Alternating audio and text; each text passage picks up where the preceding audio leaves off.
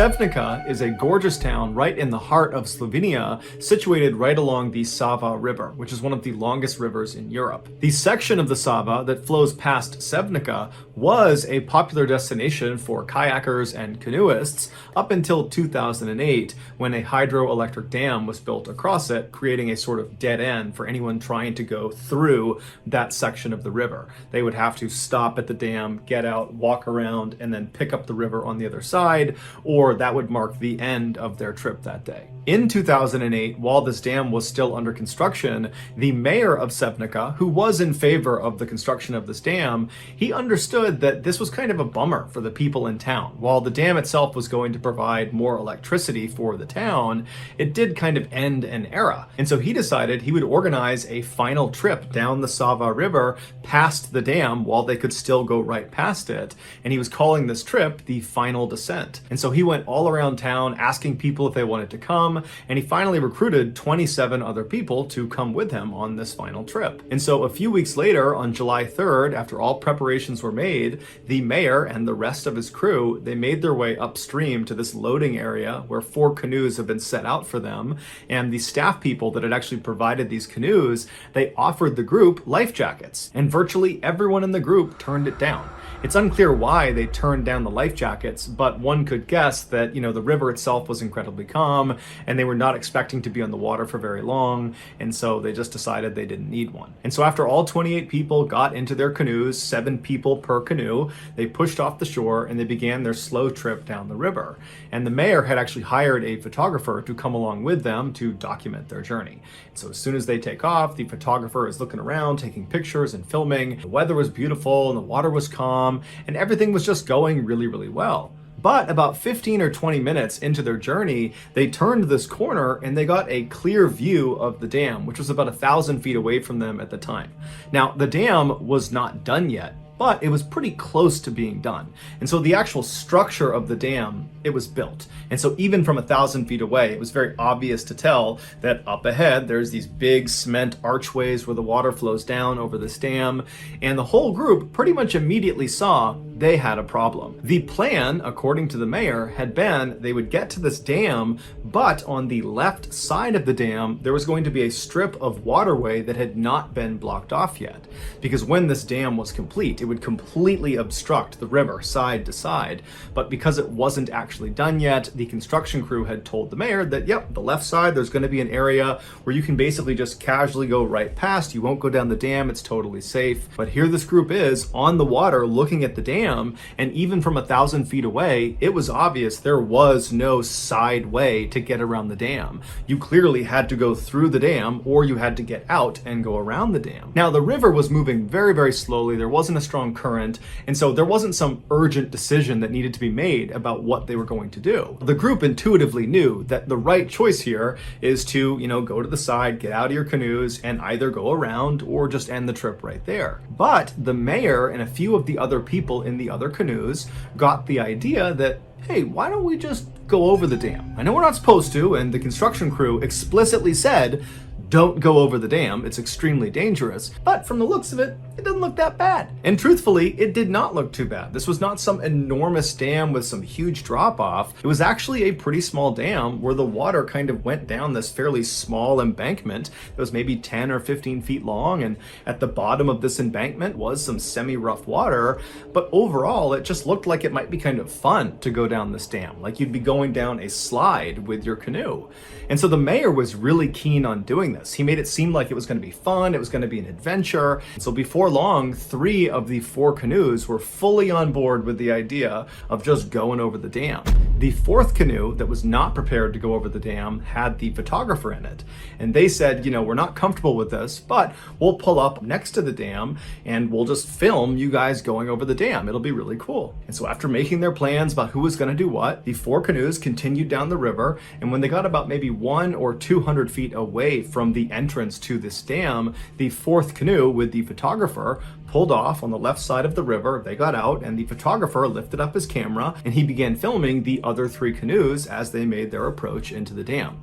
Now, the video from this photographer that was released to the public, it shows the first of these 3 canoes actually going into the dam. And you see these 7 people on this canoe. They're kind of happy and excited looking. They have nervous anticipation, like they're about to start a roller coaster or something, and they're making their way into this dark section inside of the dam. They're basically going through the gates of the dam where they're going to go down this embankment. And as they go into the darkness, as you begin to lose sight of them, you see the back end of the canoe suddenly pops up because now they're going down the actual dam itself. They start sliding down, and then you hear someone in the canoe start to scream, and then it goes completely silent. And then the video just ends. That canoe, right after it slid down that downslope, it would reach the waters below, but the canoe would capsize, throwing everyone on board into the water. And these 7 people, they didn't even have a chance to catch their breath before they were sucked under. Not only because the water was rough at the bottom of the dam and kind of was churning and pulling them under, but also because this is a hydroelectric dam. And at the bottom of the dam, underneath the water where they were all these big openings to underwater tunnels. And these tunnels functioned like vacuums. It pulled water down inside and then ran the water past a turbine, causing it to spin, and that would generate the electricity. That's what the dam actually did. And so after the water was pushed past this turbine, it would be jettisoned out somewhere else downstream. Now, even though this dam was not fully operational yet, these tunnels and the turbines at the bottom of them, they were operational. So as these 7 people are dumped into these incredibly dangerous waters and they're getting pulled down towards these tunnels, the other 2 canoes, they have no idea what's going on with this first canoe, and so they just continue on and they go over the dam. The second canoe that went down the dam, they also capsized at the bottom. All 7 occupants were thrown out and they were sucked down underwater almost immediately.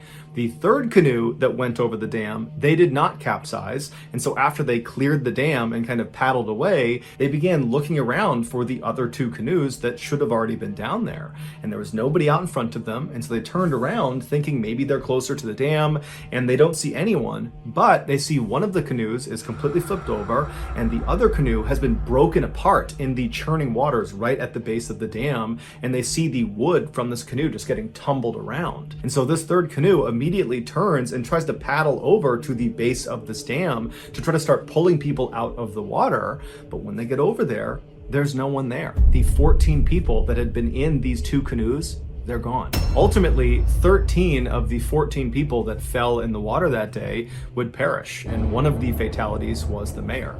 The only person who survived who fell in the water was actually the mayor's wife, who by some miracle managed to swim out of the grasp of these tunnels under the water and made it to shore. Over the next several days and weeks, police divers were able to eventually find all 13 bodies, one of which had traveled 25 miles away to Croatia. No information was given about the state of the bodies when they were found, and so we don't know if having been sucked down through these tunnels and forced past these underwater turbines played a role in their death. All the public knows is that all or most of these 13 people were sucked down into these tunnels and then they died.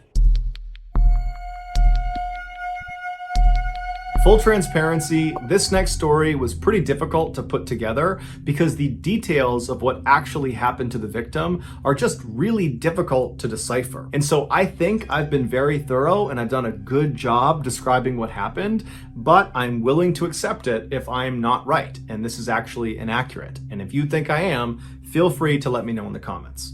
With that said, here we go. In 1974, 18-year-old Debbie Stone landed what she considered to be an amazing summer job. She was hired to work at Disneyland in Anaheim, California. Her specific role was to be a hostess at a brand new attraction called America Sings. Disney had basically converted an old carousel, which is a ride that spins around in a circle. They had converted it into a rotating stage, and they put up partition walls all along this rotating stage to create 6 distinct stages on this rotating stage.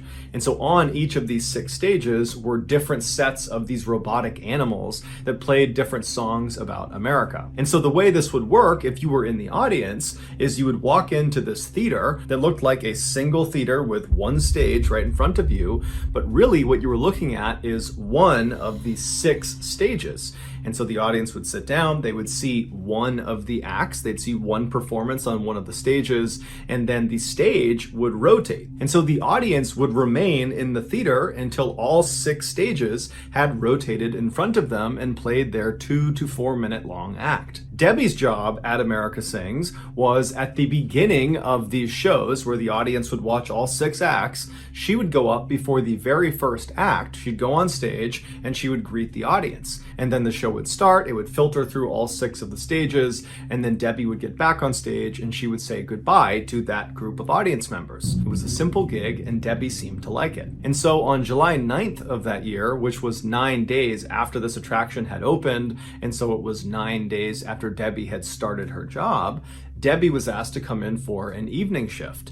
And so she left her house and she made it out to the attraction at about 10 p.m., which was right at the start of a show. And so she went right inside, she hopped on stage, she greeted the audience, and then she left the stage and the show began.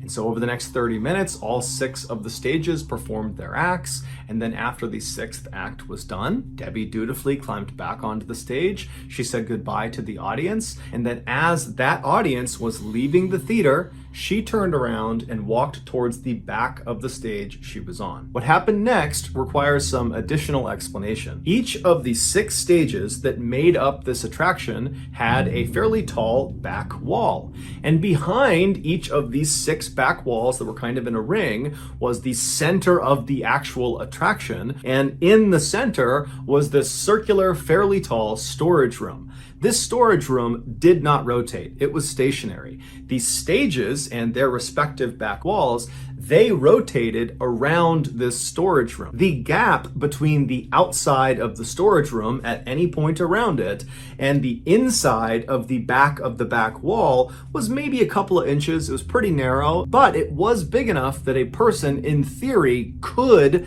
get stuck back there. So it was a real hazard. However, Disney did not put any specific safeguards in place to prevent their staff from intentionally or unintentionally going into this space. They just told their staff to not go back there and be careful. So back on July 9th, after Debbie has said goodbye to the audience and she's walked towards the back of the stage she's on, she decides to move from the stage she's on to the adjoining stage. And when she does that, she either trips or falls or something happens which causes her to fall into the narrow space between the 2 back walls of the 2 stages she was on.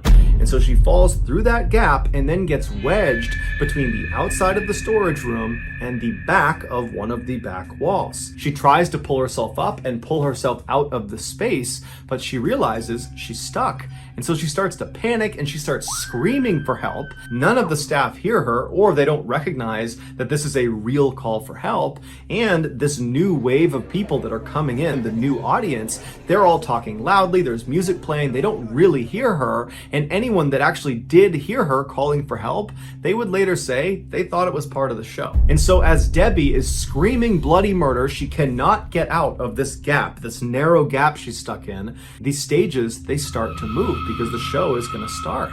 And because Debbie has nowhere to go, when the stage began to rotate, she got forcibly dragged and twisted and rolled, and her body began to contort and bones started to break, and she was forced to continue moving through this narrow space because the stage was just going to keep on going until it reached its next position. And so finally, after it dragged her all the way to its next position, Debbie didn't die. She was grievously injured. She probably had dozens of broken bones, but she was alive and she's still totally stuck and she's screaming with every ounce of energy she has. But again, the audience, even though they heard her screaming, they assumed it was part of the show. And apparently the staff also heard her screams and convinced themselves it was just no big deal. And so 2 to 4 minutes later, when the act was complete, the stage began to rotate again. And so Debbie again is rolled and contorted and crushed and dragged and smashed and broken as the stage again rotates to its next position. and she's still not dead. She's screaming out for help. No one is coming to help her. And so the entire show would play out with the stage rotating through all of its sections. And then finally, at the end of the show, when one of the audience members alerted the staff that, hey, you should really go check out that screaming we heard. And at that point, they went for a look and they discovered Debbie, and she was very obviously deceased. Disney would pay a small settlement to Debbie's family, and then they would put up a number of safeguards on the America Sings attraction to make sure something like this never happened again. On Monday, May 23rd, 2005, 37-year-old John Wilson got home from a very long day at work and immediately just collapsed into a sofa. John was an oil pipeline inspector in Houston, Texas, and that day it had been extremely hot, and he'd been driving around all these different job sites, and he'd been out in the sun, and he really hadn't had a break. And so now that he was home, he was totally exhausted and knew he should probably just go to bed, but he didn't want to. He didn't want to just go right to bed and then have to get back up again and go right back to work. He wanted to unwind before calling it a night. And so he decided what he would do to unwind would be to go fishing, something he really loved to do. Normally, John did a lot of freshwater fishing, but tonight he decided he would do some saltwater fishing. And so at about 7:30 p.m. that night, he grabbed his fishing rod and his tackle box, he threw it in the back of his pickup truck, and then he hit the road. About an hour and a half later, he had driven all the way south to the very coast of Texas to a beach called Crystal Beach, which is right on the Gulf of Mexico. And instead of parking in one of the parking spaces in the lot, John, like he always did, just drove right through the gate out onto the actual beach. This beach actually had a reputation for having really hard-packed sand, almost like cement, because so many people like John would drive their vehicles out onto the beach. And so he goes through the gate and he drives straight out towards the water. And although it wasn't completely low tide yet, it was making its way towards low tide. And so there was a lot of beach exposed. And so John drove for quite a while, and then he parked still in the tidal zone, but well away from the water. John probably figured that he would not be there long enough for it to matter, because high tide was not for several hours. And so John hops out of his truck, he preps his fishing rod, and he walks out into the actual surf, and he begins to fish. And it would have been very, very peaceful, as there was not really anyone else down there, as it was pretty much the middle of the night. There might have been a couple other fishermen nearby, but that was about it. And for a while, John probably just enjoyed the peace and quiet. He enjoyed fishing. And then after a while, John got overwhelmingly tired. Maybe it was from all the work earlier in the day out in the sun that was just finally catching up to him, or maybe it was all the moving around in the surf, getting knocked around by the water that was making him tired, or maybe it was both. But either way, John decided he wanted to take a nap before he headed home again. And so he left the surf zone, he dropped his fishing rod in the back of his truck, and then he crawled underneath his truck to take a nap. The following morning, a man who was out for a walk near Crystal Beach looked out into the water, and he saw a truck was half submerged in the surf zone. And so he called the police, and then the police called a tow truck, and then the tow truck driver showed up to the beach, and when he got there, it was still relatively high tide, and so he had to wait until it was low tide enough that he could actually attach the chains and start pulling this truck out of the surf zone. And so finally, when it was low tide enough, the tow truck driver walked down, and as soon as he was standing next to this partially submerged vehicle, he saw there was a body poking out from underneath it, and that body belonged to John Wilson. No one knows for sure what happened to John after he climbed underneath his truck, but the best guess is after he went under there, he fell asleep, and he slept for longer than he anticipated. And in that time frame, even though the sand of this beach had this reputation for being really, really hard, well, after a couple of hours, his truck would have begun to sink in the sand. It would have settled into the sand. And so John, as he's laying there, at some point would have been trapped by the underside of his truck. And then from that point, either the truck just continued to settle, ultimately crushing John to death, or it kept him pinned there, but he was still alive, and then the tide came in, and eventually he drowned. Either way, John's final moments must have been torture. At 7:20 p.m. on Friday, January 12th, 2007, 19-year-old college freshman Wade Steffi walked into Ford Dining Hall, which is one of 5 dining halls on Purdue University's campus. Purdue is a prestigious American university located in Indiana that is known for its excellent athletics and academics. Wade, who was an aviation technology student and was at Purdue on a full academic scholarship, grabbed some food and then sat down at a table with some friends. This was the first Friday of the 2007 spring semester, and so Wade and his friends at the table and the hundreds of other students that were sitting all around them were buzzing with excitement about what they were up to that night and what they were up to that weekend. And so Wade and his friends, they sat there chatting about their plans for about an hour, and then at around 8:20 p.m., Wade realized he needed to leave, and so he stood up, he said goodbye to his friends, he carried his tray to the trash can, and then he made his way out of the doors he came in on. And so once he was outside of the dining hall, he immediately turned right and walked the very short distance to the building that was right next to Ford Dining Hall. And so that building was called Owen Hall, and it was a dormitory. Now, this was not Wade's dormitory. He actually lived in a different dorm called Cary Quad West, which was located on the other side of Ford Dining Hall. And so Wade goes inside of Owen Hall because he has some friends in there, and he makes his way to their room, and when he goes inside, he sees they're all kind of sitting around chatting and drinking some alcoholic drinks. And so Wade sits down and he has a couple of drinks and he just hangs out with his friends for about an hour. And so around 9:30 p.m., Wade and the other people he was with in this room, they left Owen Hall and they walked the half mile away from campus to the west to this huge party at a fraternity. And so Wade would stay at this fraternity for several hours until about midnight, at which point he pulled one of his friends aside and he told them that he just remembered he had left his jacket inside of Owen Hall, and so he wanted to go back and retrieve it. The dorms on Purdue's campus all lock at night, and so the only way you can get inside is if you live there and so you have a key, or if you know someone who lives there who will open the door for you. And so during his walk back to Owen Hall, Wade would make 6 phone calls in an attempt to get someone in Owen Hall to open the door for him. But 4 of his phone calls would just be the wrong number. And so the people that were picking up and he was asking to open the door, they didn't know what he was talking about, and so they hung up.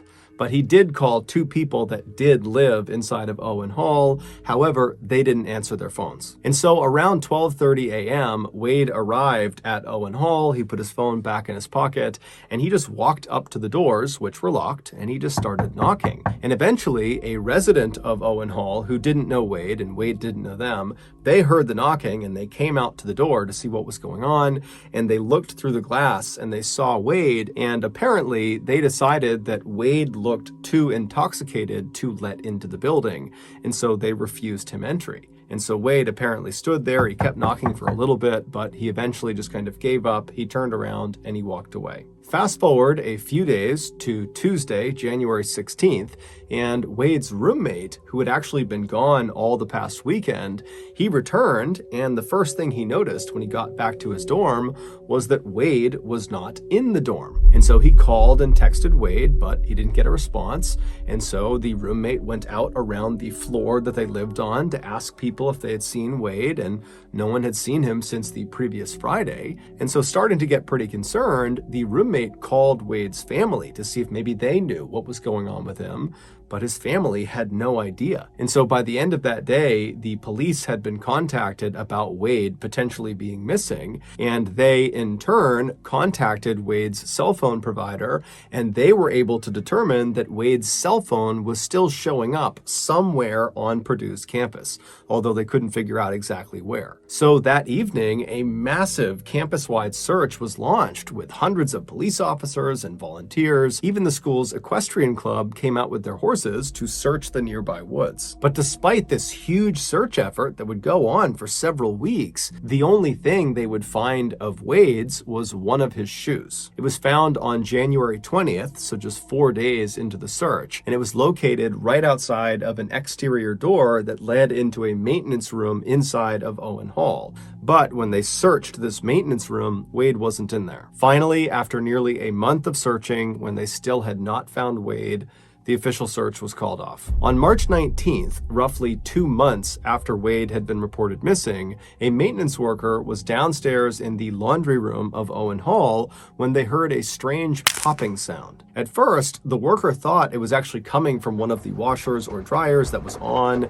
and maybe there's a loose coin or some piece of metal that was inside of the washer or dryer that's getting banged around inside, and that's making the sound. And so this worker began walking around the laundry room, kind of listening in to each of the washers and dryers that were on to see if they were making this sound. And so as he's doing this, he hears the popping sound again, but it's clearly not coming from any of the washers and dryers. In fact, it's not even coming from inside the laundry room. It's coming from somewhere out in the hall. Curious, he leaves the laundry room and he goes out into the hall, and as soon as he's standing in the hall, he hears the popping sound again. And this time it was obvious that it was coming from behind the closed door that was directly opposite the laundry room. So the worker pulled out his big set of keys, he opened the door that was directly in front of him, and he stepped inside. Moments later, he would make a big discovery. Based on that discovery and the investigation that would follow it, this is a reconstruction of what happened to Wade Steffi. In the early morning hours of January 13th, right after Wade had been denied entry into Owen Hall because the student who was in there who didn't know him thought he was too intoxicated, right after that happened, Wade left the front doors and made his way around to the left side of the building to look for another way inside. And when he got to the left side of the building, he found another door. Now, even though this door did not have a sign on it that said "keep out," it was fairly obvious that this door was not designed for students to use. There was a metal railing that lined the outside of this door, clearly to prevent pedestrians from getting to the door, and the door itself was actually not built at ground level. It basically was built at basement level, so you'd be standing at this railing looking down at the door, and down in front of the door was a slab of cement right out in front of it that gave the door enough clearance to be able to open. And so basically there was a railing around a pit, and that was where the door was. The proper way to get to this door was to literally climb over that railing and jump down into this pit. And then you'd need a key to open this door because it was always locked. Well, it was supposed to always be locked. And so when Wade saw this clearly off-limits door on the side of Owen Hall, in his drunken state, he decided it would be a good idea to try to go into it. Because in his mind, he thought, whatever is behind this door doesn't really matter. As long as I can just get inside of some part of Owen Hall, I can find my way up to my friend's room and I can get my jacket. And so he rushes over to the railing, he climbs over, he leaps down into that pit area, he grabs the doorknob of this off-limits door and he pulls on it, and it's open. So he opens it up, he steps inside, and it's totally pitch black. And all he can hear is the sound of machines humming and whirring in the darkness. And again, in his drunken state, he decides this is still a good idea. His only concern was he couldn't find a light switch, and it really was basically pitch black in here. And he was worried once the door shut, not only would his only light source be totally cut off, but it might actually lock behind him, and then he'd be trapped inside of this room. And so he took off one of his shoes and he tucked it in the door jamb of the door he came in on to keep it open. And so with the door propped open behind him, he began walking into this room. And pretty much right away, he bumped into this big metal structure. He couldn't see what it was because, again, it was too dark, but he could feel it and he could tell, it was a flat metal structure. It felt like a machine of some kind, and he could hear that it was one of the machines that was buzzing and whirring. And so he just decided he would try to walk around it. Because again, his goal is just to get through this room and find another door somewhere and kind of continue his journey up into the dorm. And so Wade began moving his way left along this machine, kind of believing it was going to come to a stop at some point, and then he could walk around it. But it would turn out this machine was very big, very wide. And so by the time he actually got to the left edge of this machine, he was practically right up against the wall of the room he was in. And when he got there, he realized the space between the side of the machine and the wall of the room was big enough that if he turned sideways, he could basically squeeze his way past it. Now, he had no idea how far into the room this strange machine went, but in his drunken state, he decided it was a good idea. And so he turns sideways, so his back is to the wall of the room, and his chest is going to be facing the machine, and he begins pushing himself into that narrow space. And so as he's making his way, his hands are up, kind of protecting his face and neck, and at some point, he kind of begins to trip. Now, he didn't actually fall because he's basically wedged into this tight space, but for a second, he reflexively grabbed with his hands onto this machine right in front of him, and just by chance, his left ring finger slipped into a very narrow hole that was about 2 inches deep. The room that Wade was inside of was called an electrical vault, and it contained 6 large transformers, one of which Wade's finger had just stuck inside of. The job of these 6 transformers is to take the high voltage they receive from the main power grid and then transform it, hence the name, into lower usable voltage that gets dispersed into Owen Hall for residents and teachers. Even though the outside of these transformers had mostly been covered with protective materials that mitigated the electrocution risk, there were still several parts of these machines that there was just nothing you could do. They just presented a really high electrocution risk. And one of those sections you needed to be extra careful with was that 2-inch hole that Wade's finger slipped inside of. At the back of that hole was an exposed electrical conductor, and the second the tip of his finger touched that conductor, between 2,000 and 4,000 volts of electricity were pumped into his body. For reference, when people get executed via the electric chair, they are electrocuted with 2,000 volts of electricity. Wade likely died instantly. But because of the fact that he was kind of wedged between the transformer and the wall, after he died, he didn't just slump onto the ground. Instead, he remained in a semi-upright position with his finger still stuck inside of that hole. And so for the next 2 months, his body just continued to be electrocuted every second. Finally, sometime in March, as a result of Wade's body fluids draining out of him, the electrical current that was being pumped into him altered its course and began snapping outside of his skin into the ground. And so the sound of the electrical current actually striking the ground was that popping sound that the maintenance worker heard. The door that the maintenance worker opened in order to investigate the sound was the only other door that led into the electrical vault, the other being the exterior door that Wade had gone in on. Initially, when the worker opened that door and looked inside of the vault, he actually didn't see Wade, but he smelled something funny, and that was what led him to walk into the room and make his way around, and that's when he spotted Wade's body. Earlier, on January 20th, when they found Wade's shoe, which at some point had just slipped out of the door jamb, so it was not propping open the exterior door when it was found, it was just sitting in that pit area, and the exterior door was shut. And so when they found that shoe, the police, they did go inside of the electrical vault, but they didn't go in through the exterior door. They went around and went in the same door that the maintenance worker opened from right across the hall from the laundry room. And when they opened it up, they just looked into the room. They didn't walk into the room, they just looked from the doorway, and from their perspective, they couldn't see Wade. And so that was why initially they had said, Wade is not inside of that room. Ultimately, because that exterior door to the electrical vault was supposed to be locked at all times, and clearly it was not because that's how Wade got in, Purdue was found to be negligent, and so they agreed to pay Wade's family $500,000, and they also set up a scholarship in Wade's name.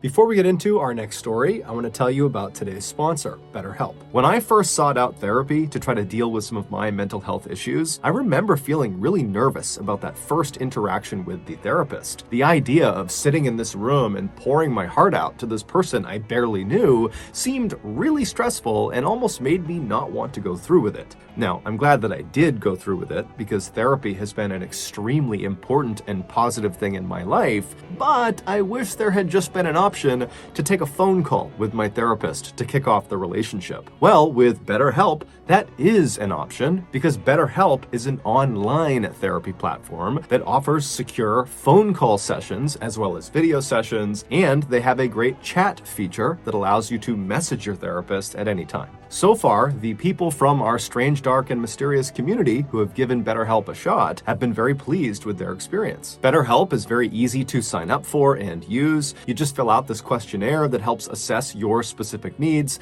and then within 48 hours, you're paired up with a therapist. Then you begin to schedule your sessions with or without video. If at any time you want to change your therapist, it is free and easy to do so. So if you're struggling right now with your mental health, but you've held off starting therapy because maybe you are intimidated about starting the process, then I would highly encourage you to make BetterHelp your starting point. And you get 10% off your first month if you go to betterhelp.com/MrBallen. Again, that's betterhelp.com/MrBallen. Okay, back to the stories. During the California Gold Rush of 1848, hundreds of thousands of Americans living on the east coast of the United States packed up their things in covered wagons and headed west for California to attempt to, quite literally, strike gold. About a year after the rush started, so in the winter of 1849, a group of about 100 would-be gold prospectors were on their way across the continental United States to California when they got lost in this totally barren stretch of desert, roughly 500 miles from their destination, which was San Francisco. They would spend the next 2 months driving around this desert looking for a way out, but they wouldn't find it, and so finally they just stopped, set up camp, and waited to die. But as a last-ditch effort, they sent ahead 2 of their fittest men to try to go out and find help. And miraculously, those 2 men would find help, and it wasn't long before the lost pioneers were going up and over this mountain pass out of the desert out to safety.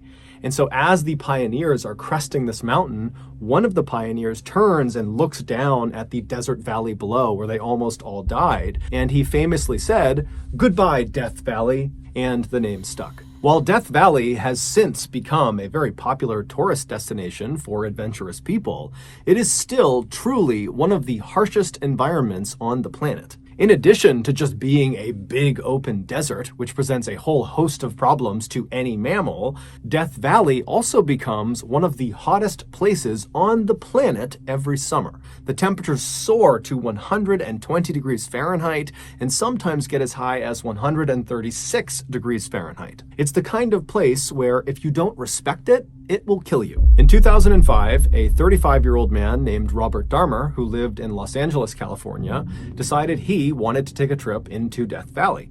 Specifically, he wanted to go to the hot springs located in the northwest corner of Death Valley, and actually there's a nudist resort that is right around those hot springs, and so Robert wanted to go check that whole scene out. And so on July 26th of that year, Robert left Los Angeles in his Volkswagen van, and he drove north about 4 hours until he got to Bishop, California, which is a small town where some of his family lived. After spending the night with them, the next morning when Robert got up, he got back into his van and he drove south about 20 minutes to a town called Zurich, California, where he picked up Death Valley Road. This road covers the entirety of Death Valley, starting from its northern entrance, where Robert was, all the way south 140 miles to its southern entrance. And this road is actually basically a straight line. But off of this very straight road are literally hundreds of miles of unpaved roads that splinter off in all directions across the desert.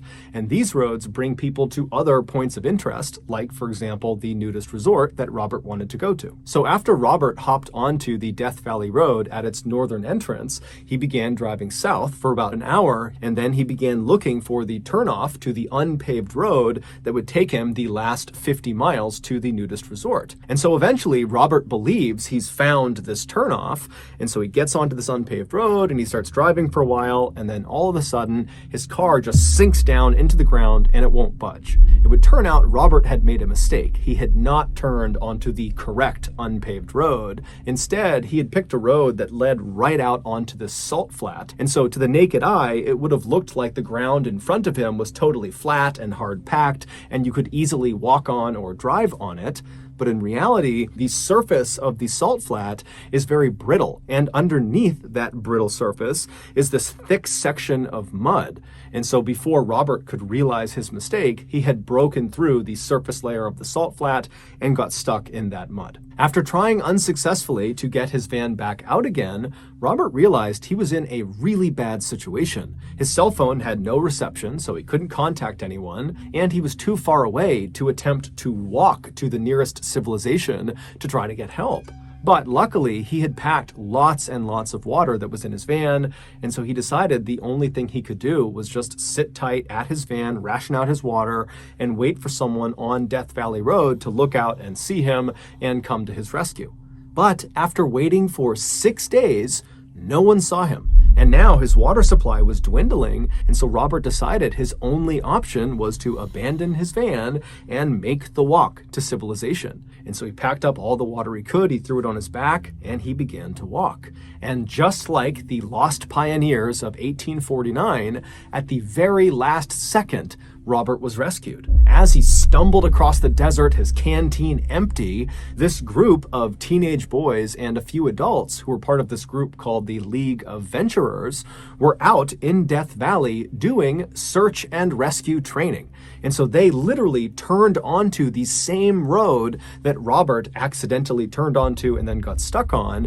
And so they came down and found Robert. And Robert, when he saw them, he was hysterical. He was crying tears of joy. He really believed he was going to die probably that day. And so the League of Venturers, they take Robert into their van and they drive him 80 miles to the nearest ranger station. And as soon as Robert got out of the car, he dropped to his knees and he kissed the ground in appreciation. I mean, this guy really was that close to death. That evening, Robert would hitch a ride from the ranger station back to Bishop, California, and the next morning, Robert spoke with a local towing company, and they agreed to drive him out into Death Valley to locate his van and tow it back out again. But when they got out there and they found his van, the towing company saw that the van was not in good shape. It had 2 flat tires, and there were several other mechanical issues with it. And they told Robert, look, we can't tow it out until the repairs are made, and we can't make those repairs right now. And so they left the van where it was, and they drove Robert back to Bishop. And then when they got there, Robert, who was quite handy with his van, decided he would just make the repairs himself. And so he went around town, he gathered up all the supplies he would need, and then that evening, he got a local young couple to give him a ride back into Death Valley. Robert had told his family right before he left that his plan was to go and fix his van, and then that night come back to Bishop, and then the next day, he would contact the towing company again, and they could come out and they could get his van out. But that night, Robert did not come back to Bishop, and the next morning, when his family still had not heard from him or seen him, they contacted authorities. It would take a few days, but the authorities would eventually figure out what happened to Robert. The young couple that gave Robert a ride back into Death Valley, they dropped him off at this intersection right off of Death Valley Road, where they and Robert believed was only about a mile away from that nudist resort that Robert had originally wanted to go to. Robert had told the couple that his plan was just to walk from that point. He would go to that resort and he would recruit somebody else to drive him the rest of the way to the van. He could make the repairs and that person would drive him back, and that would be it. So Robert got out, he said thank you to the couple, and he waved to them as they drove off, and then he stashed his van supplies and then turned away from Death Valley Road and began walking along this unpaved road into the desert. However, unbeknownst to Robert or to the couple, the spot he was dropped off was the wrong spot. He was not a mile or less away from this resort. He was about 15 miles away from this resort, and the path was fairly circuitous, so even if he knew the distance, he likely would not have been able to even navigate his way there. And so after wandering down this unpaved road for about 10 miles, Robert left the unpaved road and began heading out into open desert, likely seeking water. Robert would eventually collapse and die just 4 days after he had been rescued from the exact same situation. When his body was found, he didn't have a GPS or a map or even a container for water.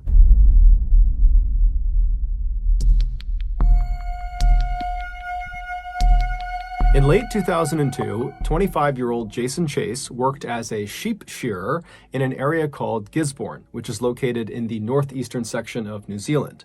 When Jason wasn't working, he was often on his bike, cycling up and down the coast, preparing for his next road race. In early December of that year, Jason contacted his family, who lived in a small town called Dannevirke, which is located about 200 miles southwest of Gisborne, and he told them that he wanted to come visit them for Christmas. However, he didn't know exactly when he would actually arrive at their house because his training and work schedule were fairly hectic, but he told them, "Don't worry, I will be there at least on Christmas Day, December 25th, or a couple of days earlier." His family was thrilled, and they said, "No problem, we can't wait to see you whenever that is." And so by the time mid-December rolled around and Jason still had not arrived at his family's home in Dannevirke, his family wasn't concerned at all. However, that would soon change. On December 13th, a hunter was driving along the many winding back roads of the Ruahine mountain range. This mountain range, which is located about 8 miles north of Dannevirke, is a very isolated and rugged wilderness area that's full of steep gorges and gullies and very thick brush. And so as this hunter rounds the turn on this road,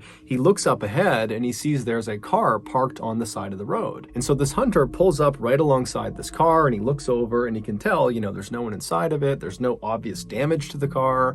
And then the hunter began kind of scanning around the area to see if there was some obvious reason someone would stop right at that particular spot. But when he looked around, all he saw was thick trees on either side, and the mountain kind of sloped down on either side.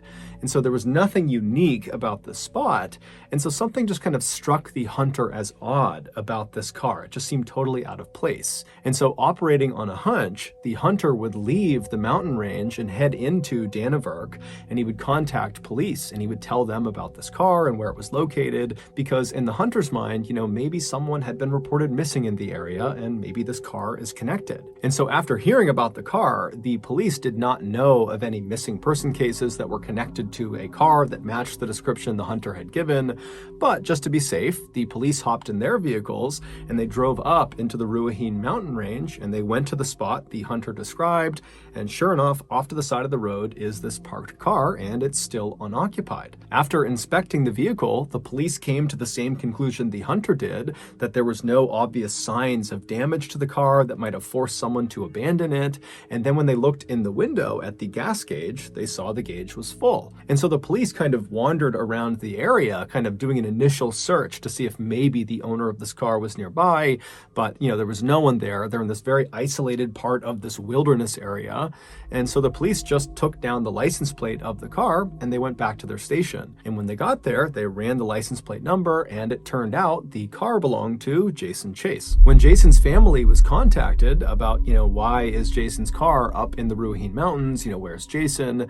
His family was pretty surprised. They explained to police that Jason had made plans to come visit them around Christmas time, and so they were expecting him to come this way. And the Ruahine mountain range, it is only 8 miles away from Dannevirke, so in theory maybe he stopped there on the way to their house, but they told police that just didn't make any sense. So as a precaution, the police decided to launch a search for Jason. And unfortunately, despite hundreds of people on the ground searching the Ruahine mountain range and helicopters overhead flying all over the place, no trace of Jason was found. And so the official search was called off right before Christmas, but Jason's family and friends, they continued to look for him.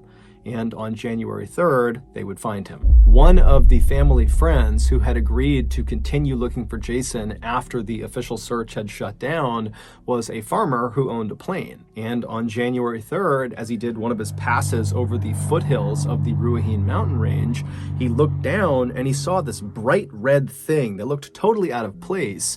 And the pilot couldn't tell what it was, and so he took note of its location, and then when he landed, he passed those coordinates off to the ground team. And so the ground team, they made their way over to this location, which was quite far away from where Jason's car had been. And after making their way through some very thick brush and some very steep sections, they eventually walked out to this big open clearing. It was a dry riverbed, and right in front of them, in the middle of it, was the bright red thing. It was Jason's shirt, and Jason was still wearing it. He was found lying on his left side with his legs stretched out. He had on his bright red rugby t-shirt, some khaki shorts on, and he had no shoes or socks on. According to the searchers who first saw Jason in this dry creek bed, they would say the scene was very peaceful and it almost looked like Jason had lied down to fall asleep. but Jason was not sleeping, he was dead. Jason had no visible injuries, and there was no sign of a struggle in the area. In fact, it didn't even look like Jason had been in the wild for very long because his clothes were pristine, and despite being barefoot, his feet were in great condition. Despite a lengthy search around the area where his body was discovered, his shoes and socks would not be recovered. The only thing they found in the area was a water bottle that belonged to Jason. Adding to the mystery of what happened to Jason were the results of his autopsy. The pathologist was unable to find any injuries.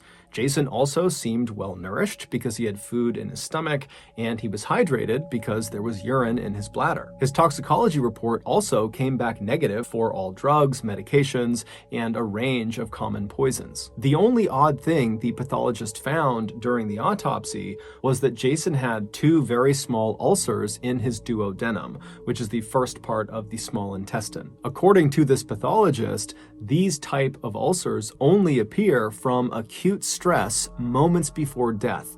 However, these ulcers don't indicate what caused the stress. Typically, things like severe injury or septicemia, which is blood poisoning, will cause these stress ulcers. But Jason had neither of those. So at the end of the autopsy, the pathologist concluded that Jason had not been the victim of a homicide, he had not committed suicide, he had died from, quote, obscure natural causes. Interestingly though, the pathologist was able to determine with some certainty that Jason died on or around December 30th.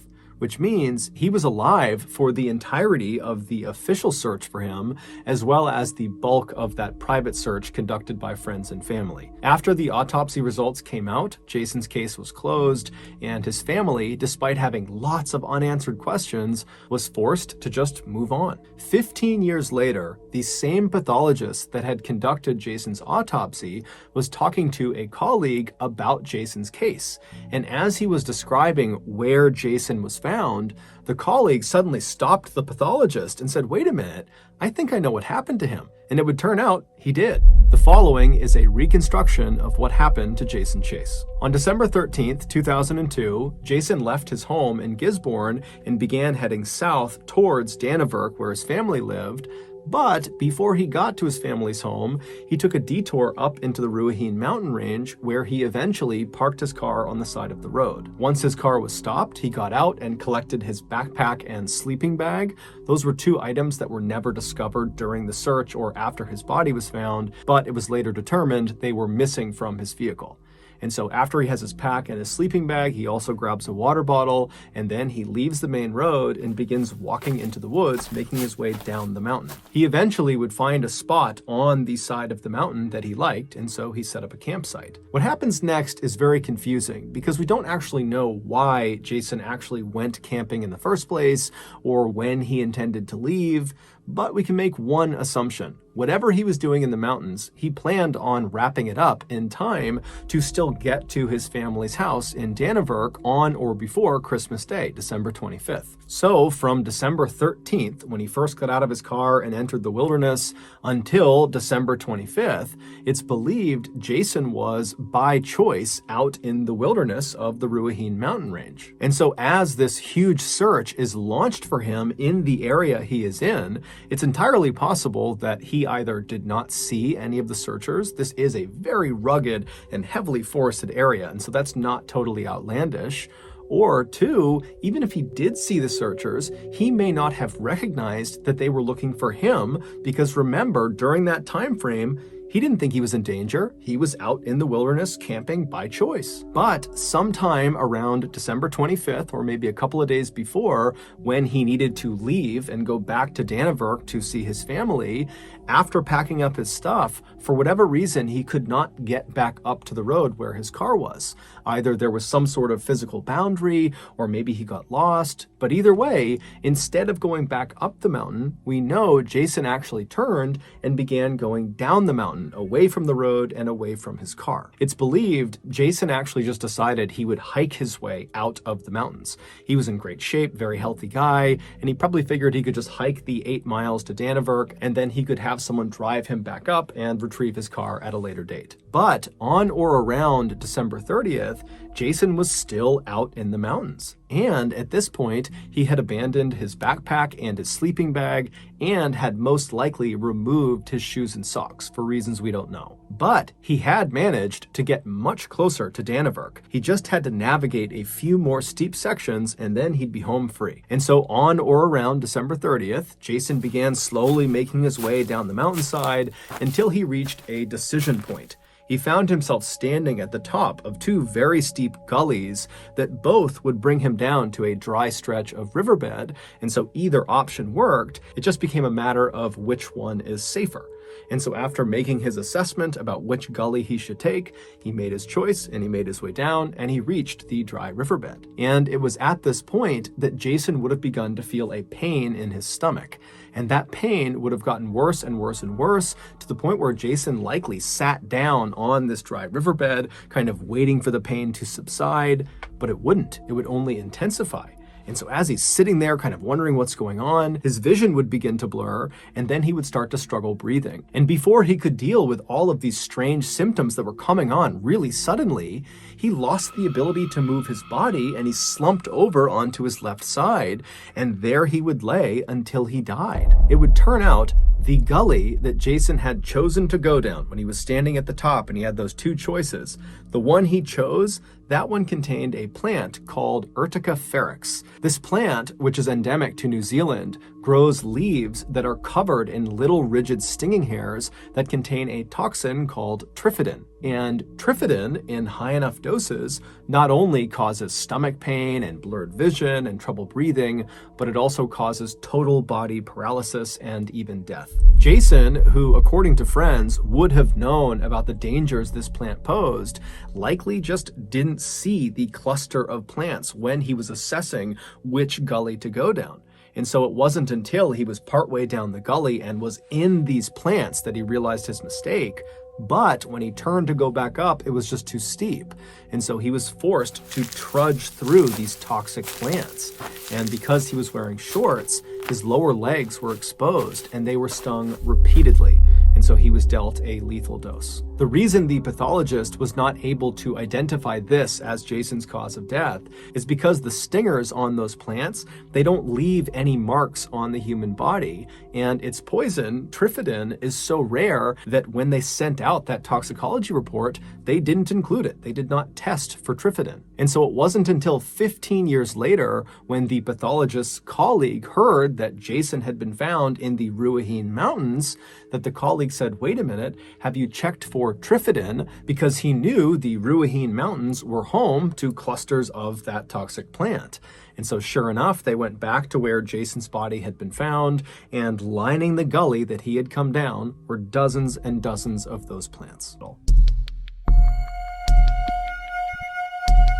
In June of 2018, 18-year-old straight-A student Tyler Turner graduated from his high school in Central California. In the fall of that year, he was scheduled to go to the University of California, Marquette with a full scholarship. He planned to study biochemical engineering because he was born with cerebral palsy and wanted to help other people with the condition. In August of that year, one of Tyler's friends said they wanted to go skydiving to celebrate their birthday. Tyler was nervous about it, but he had never done it before and figured, you know what, it'll be fun, I'll do it. His mother, Francine, who was very close with her son, was very nervous about her son jumping out of a plane, and so she asked if she could tag along to provide moral support and maybe take some pictures, and he said that was fine. So on the 6th of the month, Tyler and his mother hopped in the car and drove over an hour north to the Lodi Parachute Center, where they met up with Tyler's other 3 friends. They were all very nervous, but very excited. So the group went inside the main building, and Tyler went up to the counter and he paid $100 for a single tandem jump from 13,000 feet. A tandem jump is when 2 people jump together under one parachute.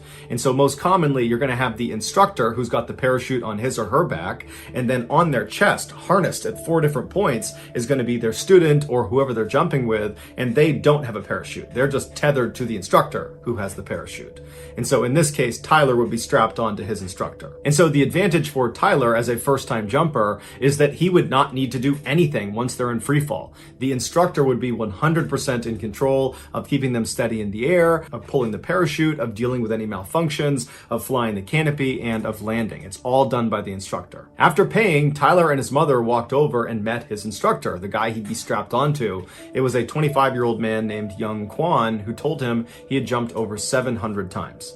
And so Young told Tyler that he needed to watch a safety video before they did anything else. And so Tyler and his mother walked into the room, they sat down, the TV turned on, and a very simple safety video came on. And partway through it, another instructor walked in and just turned it off and told Tyler and his mother, you've seen enough, you guys can go. Francine was a little bit alarmed at this behavior because it seemed odd to skip over safety when you're jumping out of a plane for the first time, but she figured, you know what, they must know what they're doing, I'm sure it's fine. Just before 10 a.m., Young helped Tyler get into his tandem jump harness that would allow him to connect onto Young's chest. And then afterward, Tyler walked over to his mom, gave her a big hug, told her he loved her, and then he departed his mother and walked his way over to the staging area where he and the other jumpers, that included his friends, were waiting for the plane to start so they could actually board. While they waited, Tyler was really nervous, and his instructor picked up on it, and so to put Tyler at ease, he began filming Tyler and interviewing him about his upcoming jump to kind of make light of the whole situation, and it seemed to work.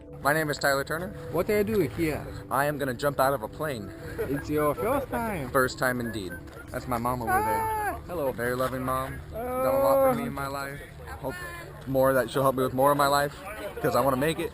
Okay, we're gonna make it. After they recorded this video, the plane was ready to go, so it was time to start boarding, and so Tyler and his instructor walked over, but Tyler stopped on the tarmac, he took a knee and prayed, and then he stood back up, he turned to his mother, he waved one more time, and then he boarded the plane. After a little while, the plane took off, and then after a little while longer, it was up at 13,000 feet, flying in circular patterns, and that's when Francine started looking up, looking for her son, and at some point she started seeing jumpers come out of the plane. And they were so far away, she couldn't possibly make out who was who. And so as the jumpers began pulling their parachutes and all the different colored parachutes are lighting up the sky, she was trying to remember what color her son's parachute was, but she couldn't remember. And so she asked the other people that were watching, that were relatives or friends of the people up there, if they knew what color her son's parachute was, but nobody knew. As they got lower and lower, and you could actually start to make out who the jumpers were, she didn't see her son. And that's because her son's parachute never opened, and unfortunately his instructor, Young, was not able to fix the malfunction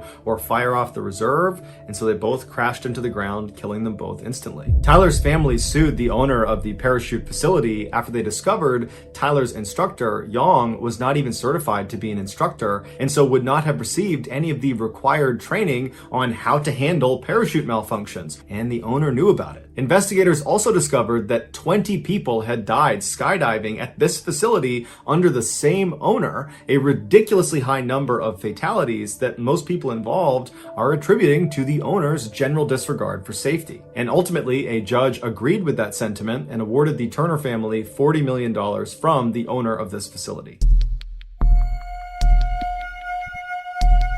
In 1962, Chileno Sanchez was born into a poor family in the Mexican state of Sinaloa. When he was just 15 years old, one of his sisters was assaulted by a very rich and powerful man in their town, and so he never got punished for it. 2 years later, when Chileno was 17, he saw this man at a party and he walked up to him and shot him in the head, killing him instantly. After the murder, Chileno fled to Tijuana before ultimately crossing the US border into Los Angeles, where he stayed with his aunt. He worked odd jobs like picking vegetables and selling cars before he ultimately went into business with his brother, who was back in Mexico, and he worked with him to smuggle Mexicans into the US. But that operation stopped in 1984 when his brother was murdered in Tijuana. To commemorate his brother, Chileno, who always loved music, wrote a song about him. And he formatted the song in the typical Mexican ballad style called corrido, but his lyrics were graphic and gritty, something nobody else did when they wrote a corrido. Chileno spoke honestly and openly, not only about how his brother was killed, but also the struggles of living around drug trafficking and violence in Mexico. Shortly after writing the song, Chileno wound up in jail in Tijuana, Mexico, and while he was there, he would sing the song he wrote about his brother, and other inmates heard it and loved it. They had never heard a corrido sung like that. And so they asked Chileno if he would write songs about them and their exploits. Soon, Chileno was being commissioned by all these inmates in this prison to write their songs in exchange for money and for favors. When Chileno got out of prison, his unique songwriting abilities had spread beyond the prison walls to other criminals and drug traffickers and kingpins in Mexico, and before long, Chileno was being approached by those people to write their songs. His corridos pioneered a new subgenre of music called narco corrido for their ties to the narcotics narcotics industry. Some people today compare the style and lyrics of the narco corrido to gangster rap. By 1987, Chilino's music was not just being shared amongst his paying clients. It had spread into Los Angeles and all over Mexico and was becoming very popular, even though it wasn't being played on the radio because radios thought his lyrics were too graphic. And so it was spreading largely because of word of mouth and because Chilino himself would go to car washes and street corners and he would sell his cassettes to anybody who would take them. By 1991, Chilino was so famous that he actually went on tour, and everywhere he went, the venue would be completely sold out. But given what his narco corridos were about, largely about drug trafficking and the people that are involved in that ecosystem, the people that would actually come to his performances were often rough and dangerous people, or were at least tied to rough and dangerous people. In 1992, when Chilino was performing in California, while he was on stage, this 33-year-old guy rushed onto stage with him and drew a gun on him, and Chilino, who was always carrying a weapon himself, drew his pistol and fired at this guy first. And then what ensued was this crazy gunfight on stage, practically point blank, between Chilino and this guy. And they both managed to shoot each other. Chilino got shot in the lung, and this guy got shot in the mouth. They would both survive, but 8 audience members also got shot, and one of them actually died. This made international headlines and, by all accounts, should have devastated Chilino's career.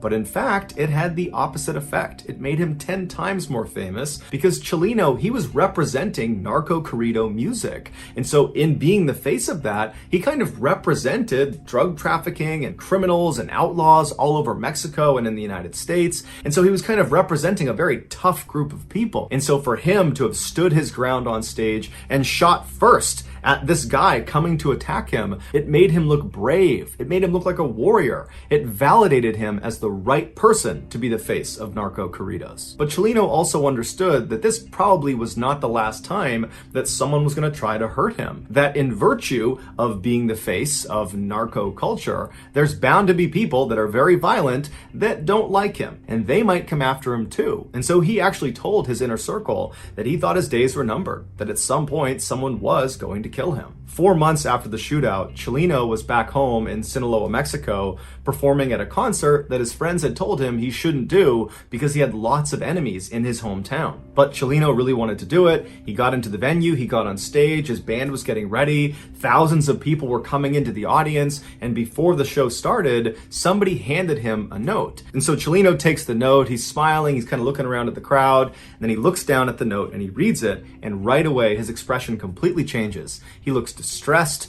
he rubs his brow, he frowns, he kind of looks up at the crowd like he's looking for someone, and then he just goes blank in the face, and he's looking out like he's looking past the crowd. And it's this long period of time where he's just blank staring into the audience. And then all of a sudden he just snaps out of it, takes the note, puts it in his pocket, picks up the microphone, and proceeds to give one of his best live performances to date. After the concert was over, Chilino made a special effort to say bye to everybody in his band, and he said bye to some people in the crowd, and then finally, after this kind of long drawn out goodbye, he walked out the back door. Shortly after, he was kidnapped, tied up, and then shot in the back of the head, execution style. It would turn out that note he received on stage was from his killers, who we don't know exactly who they are still to this day, but the note said, after this performance, we're going to kill you. And so that was the reason Chilino was so distressed, because whoever it was, he obviously understood it was a credible threat. But instead of panicking, he just decided he would give an amazing performance and then face his destiny. And so when he went outside, he knew he was going to get murdered. And he did. Here is the moment Chilino was handed that note on stage, informing him he had been marked for death.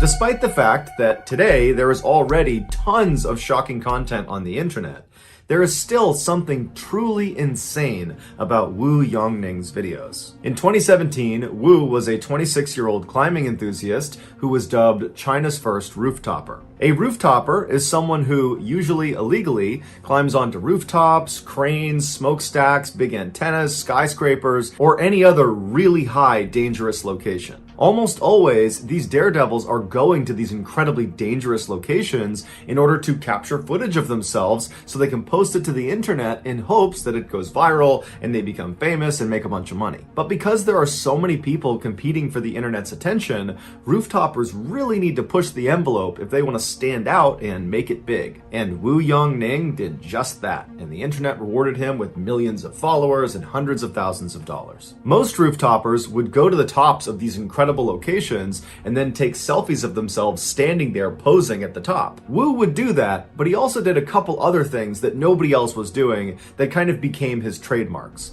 The first one was he would dangle over the edge of the building or the crane or the antenna that he was holding onto, and he would do pull-ups, but he would keep doing them until he reached muscle failure and then would barely be able to pull himself back up to safety. Another trademark move is he would go to the top of these huge buildings and he would get right on the edge and he would do a handstand and then he would pull one arm back. So he's doing a one-armed handstand and then he would tilt his body as far as he could over the edge until he couldn't do it any farther and he'd let himself come back over to safety. And then perhaps the most difficult to watch trademark was when Wu would basically run up to the edge of buildings and stop just short. And he wouldn't just run to the edge, he would use a self-balancing scooter and go as fast as he could right to the edge of the building and stop just short. And over again, he'd go right to the edge and stop, where he's literally an inch away from tumbling off the edge.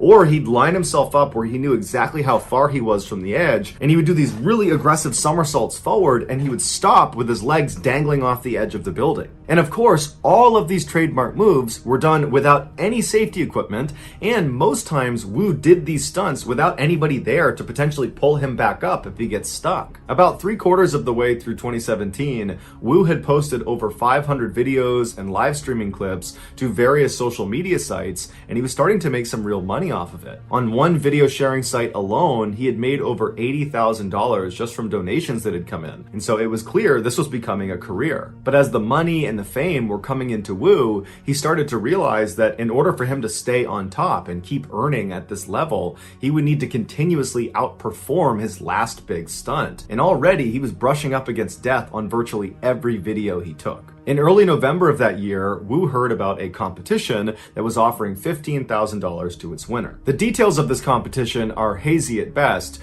but from the sounds of it, it was a viral video competition. Make the most viral video and you win the prize. This competition served as motivation for Wu to finally attempt his craziest stunt yet. He figured if he had the footage of this particular stunt, he was sure to win this competition, and with the prize money, he could pay for his wedding and cover his mother's medical expenses. And so on November 8th, Wu traveled to the Huaiyan International Center in central China. This massive 62-story skyscraper would be the tallest building Wu had ever performed a stunt on. The public was only able to get up to the 44th floor, and so Wu had to take the elevator up to somewhere between the 40th and 44th floor, at which point he climbed out of a window and free climbed his way all the way up to the top, so 20 additional floors just climbing the side of a skyscraper. Once he got to the rooftop, he set up his tripod and his camera, and he turned on his live stream. And then he walked around and he began preparing himself for the stunt. Live stream viewers that tuned in would see Wu sitting on the edge of the skyscraper, and he's meticulously wiping down the edge of this building. It's the area he'll be grabbing onto to perform his stunt, which was going to be his trademark pull-ups. And so after several minutes of Wu cleaning this ledge, he begins to lower himself where his arms are still tucked up over the ledge. So he's not hanging, he's got his arms kind of anchored on the top. He's like testing the edge of this lip. And he kind of feels around and he can tell that it's not a good grip. It's not good enough for him to go down to a full extension. And so he pulls himself back up and he goes back to wiping down the edge. And from the looks of it, it seems like Wu is actually pretty nervous about this stunt. And normally when you watch Wu's videos, he doesn't seem nervous at all, even leading up to his stunt. But this one just seemed different. And so after again wiping down this ledge as much as he possibly could, he gets himself ready, lowers himself onto his arms, he lets his legs drop over the edge of the building, and then he goes to full extension. And from there, he does 2 complete pull-ups, and then after the second pull-up, he begins to try to pull himself back up to safety. but he's fatigued and he can't quite get himself up over the edge. He starts to use his feet to try to use the glass to push himself back up, but he can't get a grip. And for the next 15 seconds, Wu is desperately trying to get himself up and over this ledge. He's trying to muscle himself up, but it's obvious he's completely fatigued. I mean, he did free climb almost 20 stories to get up there, and so it makes sense his arms would be tired, but there's nobody up there to help pull him up.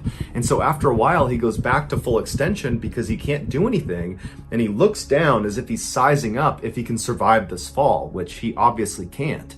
And then the camera picks up a sort of whimpering sound that appears to come from Wu, and then he loses his grip and he falls to his death. Here is a segment of his final video right before he fell.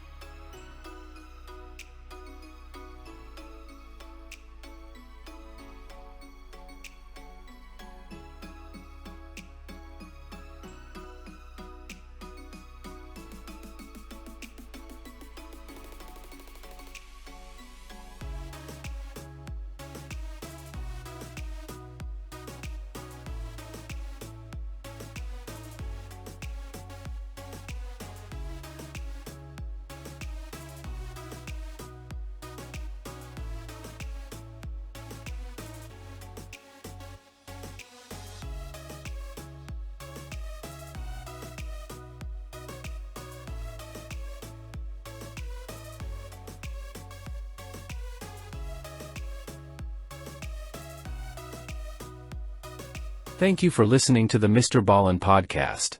If you enjoyed today's stories and you're looking for more bone-chilling content, be sure to check out all of our studio's podcasts, MrBallen Medical Mysteries Bedtime Stories. Just search for Ballen Studios wherever you get your podcasts and you'll find them all. Also, there are hundreds more stories like the ones you heard today but in video format on our YouTube channel, which is just called MrBallen. I really appreciate your support. Until next time, see you.